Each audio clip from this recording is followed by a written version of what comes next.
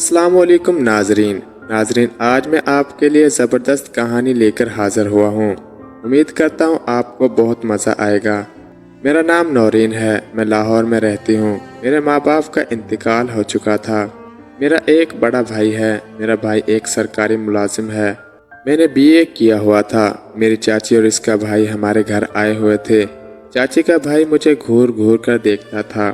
چاچی کا بھائی روز مجھ سے ملنے کی خواہش کرتا تھا۔ جب میں چاچی سے شکایت کرتی تو وہ کہتی تھی کہ مجھ پر تم بھروسہ رکھو، اور پھر مجھے کمرے میں بھیج کر خود باہر پہرا دیتی تھی۔ ایک دن میں نے چاچی کو کمرے میں بھیج دیا۔ تھوڑی دیر بعد جب میں نے چھپ کر دیکھا تو میرے ہوش اڑ گئے۔ میں ایک خوبصورت اور جوان لڑکی ہوں۔ میری عمر 17 سال ہے۔ ہر لڑکا میرے حسن کا دیوانہ تھا، لیکن چاچی کا بھائی تو خاص طور پر میرے پیچھے تھا۔ وہ کچھ دنوں سے ہمارے گھر میں رہ رہا تھا۔ وہ نوکری کی تلاش میں تھا، لیکن مجھ سے ملنے کے بعد اپنی تلاش بھول گیا تھا۔ میں سب کے لیے کھانا بناتی تھی۔ چاچی کا بھائی تیسری منزل پر رہتا تھا۔ میرے بھائی نے اسے وہاں منتقل کیا ہوا تھا۔ بھائی نے مجھ سے کہا، جاؤ نازیہ، مدثر کو کھانا دے دو، وہ بھوکا ہوگا۔ چاچی نے میرے ہاتھ میں ٹرے دیتے ہوئے کہا۔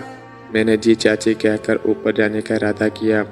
میں مدثر کے کمرے میں جانے سے ڈر رہی تھی، کیونکہ وہ مجھ سے تنہائی میں ملنے کی خواہش کرتا تھا، اور میں اس کی یہ خواہش پوری نہیں کر سکتی تھی۔ بہرحال اپنے خوف پر قابو پا کر میں کمرے میں داخل ہوئی۔ مدثر نیچے بیٹھا ہوا تھا۔ مجھے دیکھ کر فوراً کھڑا ہو گیا اور خوشی سے بولا، میں تمہارا ہی انتظار کر رہا تھا۔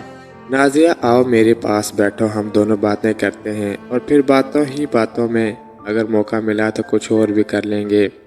میں نے کہا، میں تمہیں کھانا دینے آئی ہوں، خاموشی سے کھا لو، اور ٹرے میز پر رکھ کر سخت لہجے میں وہاں سے جانے لگی۔ اتنے میں مدثر نے مجھے ہاتھ سے پکڑ کر اپنے قریب کر لیا۔ ہمارے جسم آپس میں مل گئے تھے۔ پلیز کوئی شام میرے نام کر دو، میں تمہیں پانے کے لیے تڑپ رہا ہوں۔ میں نے کہا، چھوڑو مجھے مدثر، اور بڑی مشکل سے خود کو اس کی گرفت سے آزاد کروایا اور بھاگ کر اپنے کمرے میں چلی گئی۔ پھر مدثر کے بارے میں سوچنے لگی۔ اتنے میں میری چاچی میرے پاس آئی اور بولی، کیا ہوا نازیہ، تم کیوں پریشان نظر آ رہی ہو؟ تم تو مدثر کو کھانا دینے گئی تھی، کیا کچھ ہوا ہے؟ میں نے کہا، چاچی، آپ کا بھائی کھانے کی بجائے مجھے اپنے ساتھ کچھ اور کرنے پر مجبور کر رہا ہے۔ جب سے آیا ہے وہ مجھے اس کام کے لیے کہہ رہا ہے۔ آپ اسے سمجھائیں، میں یہ نہیں کرنا چاہتی۔ چاچی نے میری بات سنی انسنی کر دی اور بولی، ارے پاگل، تم مدثر سے اتنا کیوں ڈرتی ہو؟ ایک بار کر لو، تمہیں مزہ آئے گا، پھر دیکھنا وہ تمہیں ہر دن بلانے لگے گا۔ میں نے کہا، لیکن چاچی، اگر کسی نے ہمیں کرتے ہوئے دیکھ لیا، یا پھر اگر بھائی کو پتہ چل گیا تو مجھے بھائی سے ڈر لگتا ہے۔ چاچی نے کہا، تم بھروسہ رکھو، جب تم میرے بھائی کے ساتھ ہوگی تو میں باہر کھڑے ہو کر پہرا دوں گی، اگر کوئی آیا تو میں بتا دوں گی۔ پھر انہوں نے مجھے زبردستی مدثر کے کمرے میں بھیجا اور خود باہر سے دروازہ بند کر دیا۔ میں بہت ڈر رہی تھی، کیونکہ یہ میرا پہلا تجربہ تھا۔ مجھے نہیں معلوم تھا کہ پہلی بار کیا ہوتا ہے اور کیسے ہوتا ہے۔ مدثر نے مجھے اپنے پاس دے کر مسکرایا اور پھر مجھے اپنے پاس بٹھا لیا اور میرے ساتھ کھیلنے لگا، اور اس نے مجھے 2 گھنٹے بعد اپنی مرضی سے چھوڑا۔ میری حالت بہت خراب ہو گئی تھی، میں ٹھیک سے چل بھی نہیں پا رہی تھی۔ جب آوازیں بند ہو گئیں تو چاچی سمجھ گئی کہ ہم کھیل ختم کر چکے ہیں۔ وہ دروازہ کھول کر اندر آئی اور مجھے پکڑ کر میرے کمرے میں لے آئی اور پوچھنے لگیں، مزہ آیا؟ میں نے کہا، چاچی، آپ کے بھائی نے میرے ساتھ یہ سب اچھا نہیں کیا، اب میں دوبارہ آپ کے بھائی کے ساتھ یہ کھیل نہیں کھیلوں گی۔ میں نے چاچی کو دوبارہ یہ کھیل کھیلنے سے منع کر دیا۔ مجھے بتاؤ، کیا تمہیں مزہ آیا یا نہیں؟ چاچی نے سوال کیا۔ میں نے سچ بتاتے ہوئے کہا، ہاں مجھے مزہ تو آیا تھا۔ تو پھر مسئلہ کیا ہے؟ جب مزہ آیا تو ہر دن کھیلو اور لطف اٹھاؤ، کل پھر تیار رہنا، چاچی نے کہا، اور وہاں سے چلی گئی۔ میں سوچنے لگی کہ چاچی ایسا کیوں کر رہی ہیں؟ وہ خود کیوں مجھے اپنے بھائی کے ہاتھوں استعمال کروا رہی ہیں؟ میں دل ہی دل میں پچھتا رہی تھی کہ چاچی کی بات مان کر میں نے اچھا نہیں کیا۔ میں تھک گئی تھی، اس لیے سو گئی۔ جب پانی پینے اٹھی تو دیکھا کہ مدثر نے موبائل پر ویڈیو بھیجی تھی۔ انہیں دیکھ کر مجھے کچھ ہونے لگا تھا، مگر وہ میسج پر مجھے اپنے کمرے میں آنے سے منع کر رہا تھا، لیکن میں خود پر قابو نہ پا سکی اور مدثر کے کمرے میں چلی گئی۔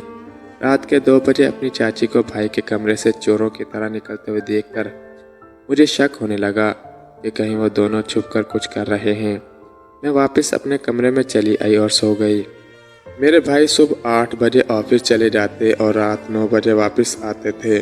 सुबह उठकर मैंने चाची से पूछा कि क्या आप रात मुदस्सर के कमरे में गई थी, तो इन्होंने झूठ बोला कि नहीं, मैं नहीं गई। मुझे पूरा यकीन हो गया कि इनके दरमियान कुछ है। छोड़ो इन सब बातों को, ये बताओ रात को क्या प्रोग्राम है तुम्हारा। चाची ने बात को बदल दिया और मुझसे पूछने लगी कि मैं कब इनके भाई के साथ खेलूंगी। मैं इनकी बात सुनकर शर्मा गई और बोली, अच्छा ठीक है, तुम अपने कमरे में जाओ, मैं इसे भेजती हूँ। तो मैं अपने कमरे में चली गई। कुछ देर बाद मुदस्सर भी आ गया। फिर हमारे दरमियान बातें होने लगी। जब मैंने इससे पूछा कि वो सिर्फ मेरे साथ ही क्यों है और दूसरी लड़कियों के साथ क्यों नहीं, इसने कहा कि मुझे तुम में कुछ खास नज़र आता है, इसलिए मेरे साथ वक्त गुजारना मुझे अच्छा लगता है। इस दिन वो मेरी किसी और ही जगह से खेलने की ख्वाहिश रखता था, मगर मैंने इसको साफ इनकार कर दिया। लेकिन वो अपनी मर्जी करने लगा, तो मैंने चाची को आवाज़ देना शुरू कर दी कि वो मुझे इस जुल्म से बचा लें, लेकिन इन्होंने मेरी बात नहीं सुनी। आज 3 घंटों बाद इसने मुझे छोड़ा। अगले दिन रात को चाची ने फिर मुझे मुदस्सर के कमरे में जाने को कहा, लेकिन मैं नहीं गई। मैंने कहा कि आज मैं आपके कमरे में ही रहूंगी। इस दिन मैंने मुदस्सर के कमरे में कैमरा लगा दिया था ताकि देख सकूं कि इन दोनों के दरमियान क्या चल रहा है। जब मैंने इनके दरमियान होने वाली गुफ्तगू को सुना तो मेरे पैरों से ज़मीन निकल गई, क्योंकि चाची अपने भाई से कह रही थी कि जितना चाहे नाजिया के साथ वक्त गुजारे, लेकिन ख्याल रखना कि इसके भाई को ये बात मालूम ना हो, वरना हम दोनों की खैर नहीं होगी। और नाजिया को इस्तेमाल करने के बाद इसे अपने रास्ते से हटा देना, ताकि कभी भी इस बात का किसी को पता ना लग सके। इन दोनों की बातें सुनकर मेरी आंखें भर आईं, मगर मैं इस वक्त खामोश रही। फिर दूसरे दिन मैंने वो रिकॉर्डिंग इन दोनों को सुनाई तो मेरी चाची ने मेरे पाँव पकड़ लिए और कहा, अपने भाई को कुछ मत बताना, वरना वो हमें जान से मार देंगे। मैं तुम्हारी शादी मुदस्सर से करवा दूंगी, मगर तुम ये सच किसी को नहीं बताना। मेरी चाची बहुत खौफजदा थी। अपनी जान बचाने के लिए इसने मेरी शादी अपने भाई से करवा दी। अगर मैं समझदारी का मुजाहरा ना करती तो इन दोनों बहन भाइयों के हाथों हमेशा बर्बाद होती रहती। अब मैं मुदस्सर की बीवी बनकर इसे एक सबक सिखा रही हूँ।